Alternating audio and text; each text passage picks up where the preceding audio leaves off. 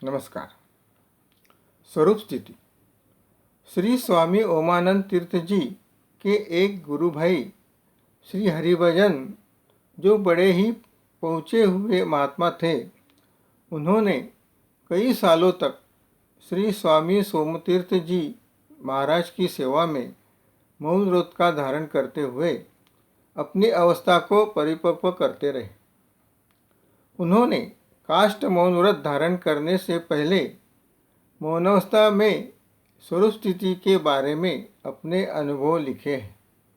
वे कहते हैं, अब स्वरूप स्थिति को समझें। प्रयत्न से जब विक्षिप्त चित्त को एकाग्र किया जाता है और फिर उसे निरुद्ध किया जाता है, तब सर्ववृत्ति निरोध हो जाने पर जो पुरुष का अपने स्वरूप में अवस्थिति हो जाना है, उसका नाम स्वरूप स्थिति नहीं है। उसका नाम पुरुष को अपने स्वरूप में अवस्थित होना है। स्वरूप स्थिति उससे बड़ी ऊंची स्थिति है। जैसे कि विक्षिप्त यानी चंचल भूमि चित्त को यदि हम किसी साधन विशेष से एकाग्र कर दें, वो थोड़ी देर एकाग्र रह जाने पर भी हम उसको एकाग्र स्थिति नहीं कह सकते। यह उसकी एकाग्र अवस्था ही है। उसी तरह जब तक हम चित्त को विक्षिप्त और एकाग्र स्थिति से किसी साधन द्वारा निरुद्ध करते हैं, तब तक स्वरूप स्थिति नहीं कह सकते। यह पुरुष की केवल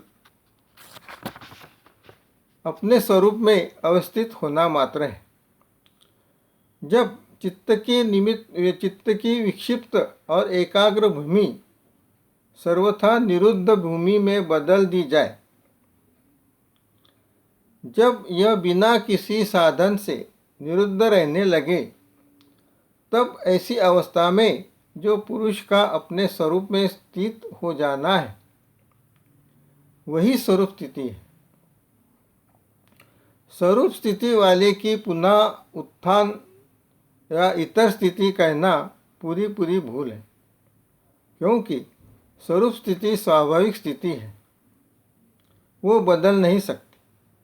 और जब तक स्वाभाविक नहीं है, तब तक स्वरूप स्थिति नहीं कह सकते, उसे स्वरूप स्थिति नहीं कह सकते।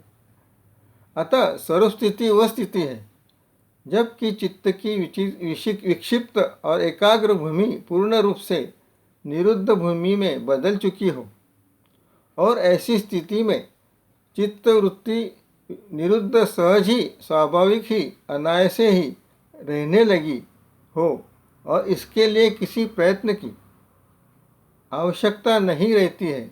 ऐसी स्थिति आने पर पुरुष का सहज ही, स्वाभाविक ही अपने स्वरूप में स्थित हो जाना है, वही स्वरूप स्थिति है।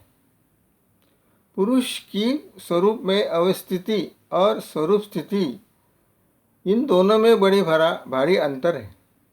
पहली जो है यह प्रयत्न की अवस्था है, तो दूसरी सहज स्थिति है। इतनी बात और याद रहे कि जब किसी जिज्ञासु की ऐसी सहज स्थिति हो गई हो और उसको भोगवश कोशमयी अवस्था में यानी सामान्य शरीर धर्म की अवस्था में प्रारब्धानुसार यद्यपि आना पड़ता है, परंतु उस समय से पहले क्योंकि वह स्वरूप में स्थित था, इसलिए वह भोग समाप्त होने पर भी वह स्वरूप स्थिति में ही रहता है। इसलिए भोग काल की स्थिति भी उसकी स्वरूप स्थिति ही कही जाएगी। यद्यपि यह भोगते समय कोशमयी शरीर हालत में है, परंतु वह उसकी कोशमयी अवस्था है, कोशमयी स्थिति नहीं। इसे हम इस प्रकार से भी कह सकते हैं, स्वरूप स्थिति वाले को जब भी भोगवश कोशमयी सामान्य धर्म शरीर धर्म में हालत में आना पड़ता है, तब वह उसकी कोशमयी अवस्था ही कही जाएगी, न कि कोशमयी स्थिति। स्थिति तो उसकी स्वरूप स्थिति ही है, और उस कोशमयी अवस्था में भी वह तभी तक आता रहता है जब तक भोग समाप्त हो जाने पर वह सदा के लिए अपने स्वरूप में सुप्रतिष्ठित नहीं हो जाता है। जब चित्त की वृत्तियों का निरोध स्थायी और दृढ़ भूमि हो जाए और बिना किसी क्रिया और प्रयत्न के स्वाभाविक सहज ही प्रतिक्षण हर समय बना रहे, तब वह निरोध की स्थिति अथवा स्वरूप स्थिति कहलाती है।